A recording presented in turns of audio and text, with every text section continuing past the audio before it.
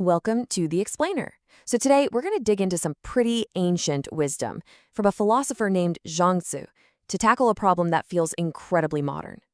It's a total paradox, isn't it? I mean, we work so hard for what we call freedom, financial freedom, the freedom to choose, but then we just end up, what, feeling more stressed out and trapped than before? You nailed it. And what's wild is that a philosopher from like over 2,000 years ago totally saw this coming. He had this incredible insight into why we feel this way. So we're talking about Zhuangzi. I feel like I've heard of him. Wasn't he the guy who got this massive job offer and just said no? That's the one. The king of Chu basically offers him the equivalent of being prime minister, and Zhuangzi hits him with this amazing line. He says he'd rather be a happy turtle just chilling in the mud than some sacred turtle stuck in a golden box. He knew that the real trap isn't always what it looks like. Okay, so if the trap isn't the fancy job or the lack of money, what is it? Is it something we're completely missing? Exactly, and Zhuangzi, being a great storyteller, explains it with this little tale. Okay, so picture this. There's a family, and their whole business is washing silk. And they have this secret family recipe for a hand cream so their hands don't get all cracked and horrible in the cold. Right, so it's the exact same hand cream, but look at the difference in outcome. For the family, it was just a tool to keep working and make a modest living. But then this stranger comes along, sees the recipe, and his mind just explodes with possibilities. He buys it, sells it to a king, and they use it to win a war in the winter. The guy becomes a noble. And that is the big punchline from Zhuangzi. The real cage. It isn't our situation. It's our perspective. The family wasn't stuck because the world wasn't fair. They were stuck because they could only see the cream as one thing. They were trapped by their own definition. Okay, I get it. Expand your perspective. But that's easier said than done, right? I mean, how do you even know your perspective is limited? You're kind of living inside it. Well, Zhuangzi has another great story for that. He starts talking about this giant fish up in the north named kun. And when I say giant, I mean so huge that nobody can even comprehend how big it is, thousands of miles long. And it gets crazier. This fish then transforms into this enormous bird called the Peng. Its wings are like clouds covering the entire sky, and it just rides the wind, soaring up 90,000 miles.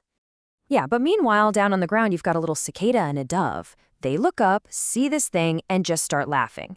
They're like, 90,000 miles? Seriously? We're happy if we can just make it to the next tree. What's he even doing up there? See, for the cicada, the entire universe is the distance between a few branches. For the Peng, it's the whole sky. And Zhuangzi's point here is so brilliant. It's not that the bird is better than the bug. It's that what seems completely impossible or just plain stupid to one person is just normal life for another. It's all about the scale of your world. Wow. Okay, so we're all the cicadas sometimes, right? Looking at something huge and just not getting it. So how do we break out of that? How do we stop just flying from tree to tree and start thinking a little more like the Peng? Well, this is the practical part. Zhuangzi actually lays out a kind of 4-step path. It's not some magic pill. It's more like a mental workout. And the very first stage, well, it starts with how you see yourself. Okay, so step 1 is on, which is basically peace. It's about accepting things you can't change.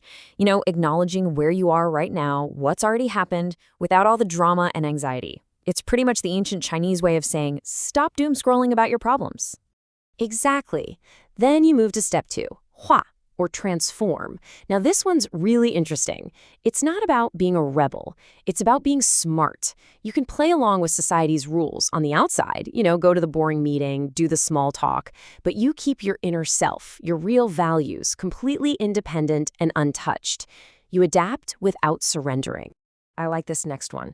Step 3 is lay joy, but specifically joy in nature. The idea is that when you go for a walk in the woods or stand by the ocean, all those labels we obsess over, rich, poor, successful, failure, they just melt away. Nature doesn't care if you're a CEO or unemployed. It's the ultimate reality check. And that brings us to the final step, step 4, yo, which means to wander. This is the big one. It's that state of carefree wandering. It's not a physical trip. It's a state of mind where you're so free internally that you just flow with the universe, with the Tao. You're no longer fighting everything. So carefree wandering isn't about buying a plane ticket. It's something you do inside your own head. You could be washing dishes and your mind could be soaring like the penguin. That is the absolute heart of it.